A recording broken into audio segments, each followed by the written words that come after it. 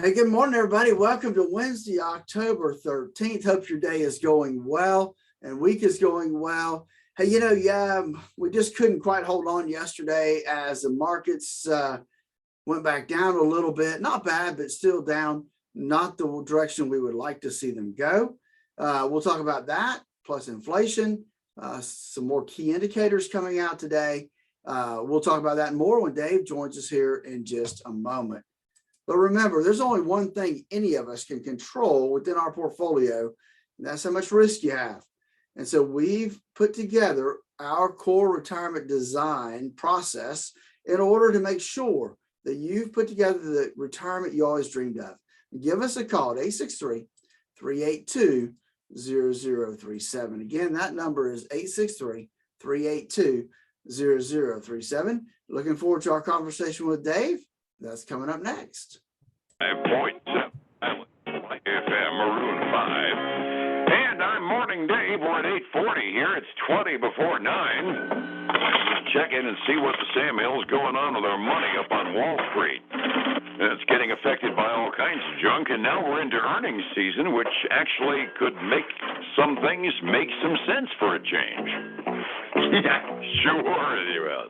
Let's go downtown and ask Phillip Statler from Statler Financial Services what's going on. He's better plugged in than we are anyway. Phillip, good morning. How are you? Hey, good morning, David. Doing well today, middle of the week.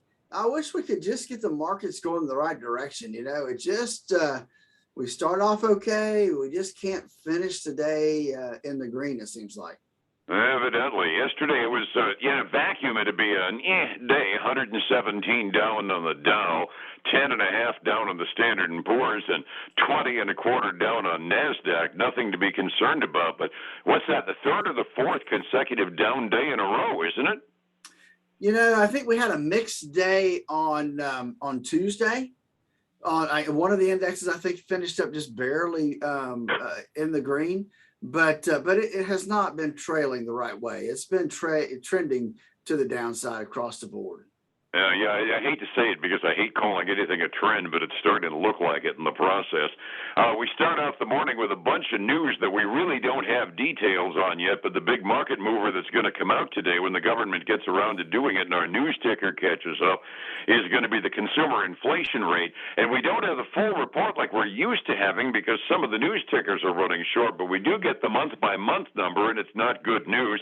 Consumer price index went up 0.4% last month, and we were expecting about 25% less than that, down about 1/3%. So things are basically doing what we've been concerned about. Prices are going up too fast, which isn't much of a surprise to anybody, is it? No, it's really not, Dave. Now, this just hit my ticker. The core CPI was actually less than expected. The expectation was the CPI and the core CPI were going to be the same, up 0.3%. And you're right, the CPI ended up 0.4, but the core ended up going up only 0.2%. So I guess they kind of balancing each other out there. Okay, that makes some sense in the process because, well, anybody that's surprised that gas prices are driving it probably would be a surprise. You factor the gas and food out, and our core index is fine if we could just get those nice little electives like gassing up our cars and buying groceries out of the picture, right? That's so true.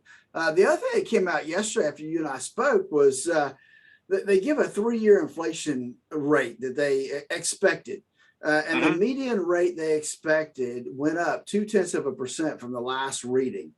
Went to 4.2% is the expected median of the 3-year inflation rate.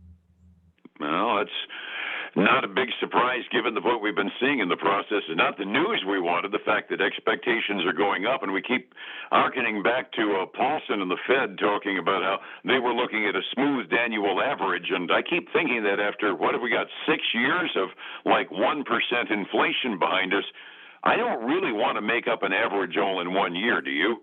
Absolutely not. That would be very, very painful for all of us.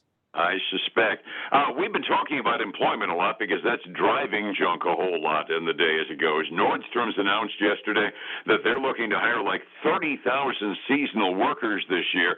Another company that I'm not really familiar with is talking about adding in 9,000 additional people. The question is, can they find anybody to take the jobs? Because you and I were noodling through and we got the unemployment rate and the job creation numbers that were so disappointing last Friday.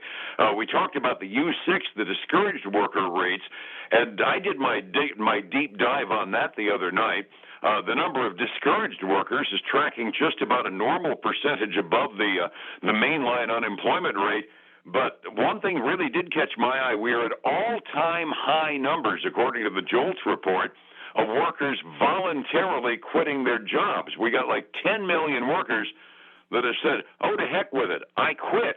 Now, we were kind of guessing back and forth as to whether or not they were going into the gig economy or saying to heck with it and retiring, but we just can't find people to fill jobs, and that is even including some of the better paying ones that are out there. Well, that's true. We are seeing though the job openings starting to fall down a little bit, which doesn't quite equate with what we're seeing on the other side of the game. Job openings actually got reduced by about 500,000 down to 10.4 million in the month of August. So that's still a lot of jobs out there. The JOLTS report did kind of indicate that 2 or 3 million people that voluntarily quit their jobs last month was really people that were in the restaurant, retail, hotel services into things. And there was some indication maybe that some of those folks were quit those jobs and found a better employment elsewhere. So we can't tell from these numbers if that's really true or not, but that was some of the indication I read through the reports of the JOLT report. Yeah, one of the things that I was reading was talking about the gig economy. That's independent employees, the under-the-table money that people make on the side. That was growing like crazy because if you can avoid the taxes in the process, which some people do illegally, at least you keep more of your money, and it's kind of like getting a raise. Oh, that's true. I'll tell you, David, that's getting harder and harder to do because most people, they take money somehow, right? It's all pretty much digitized, right? I'm going to use my PayPal. I'm going to use, Venmo. I'm going to use my Cash App. If you use a credit card, or debit card, all that stuff's tracked.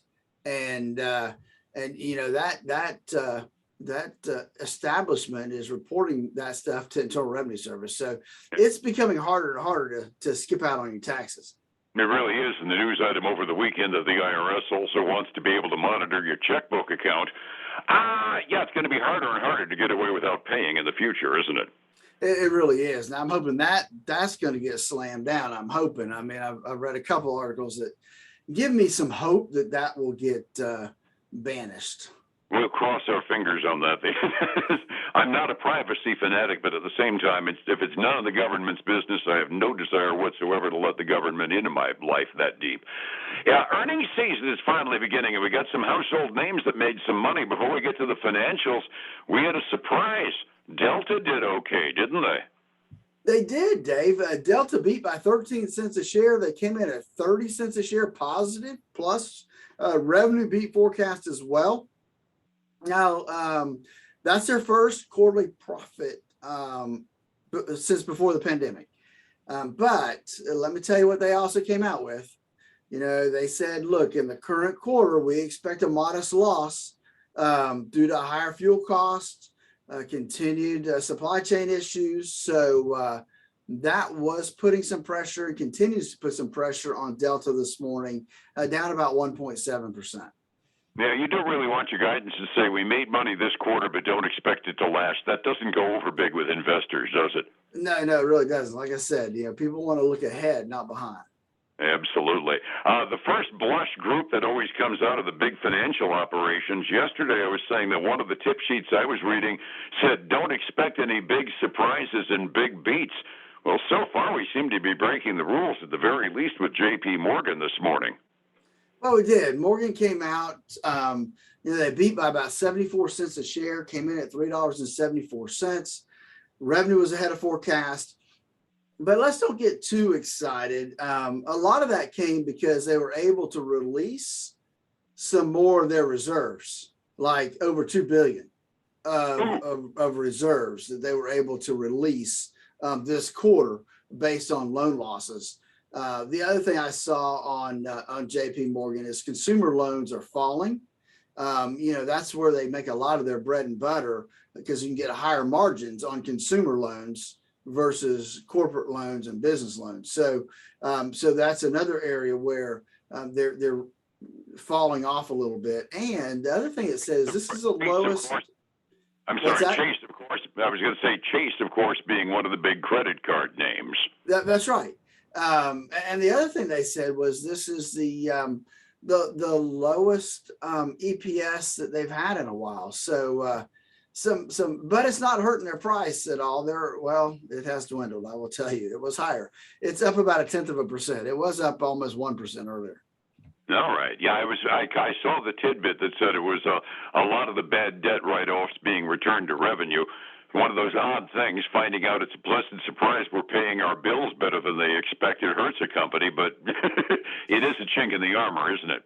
It is, and it's funny. You and I are sitting here talking. I think maybe the traders are actually diving into that earnings report a little bit more because they've actually gone red in the last 15 seconds. Ooh, well, let's find another financial that's doing well. I hear BlackRock reported. That's one that isn't a big consumer name, but it's a big player.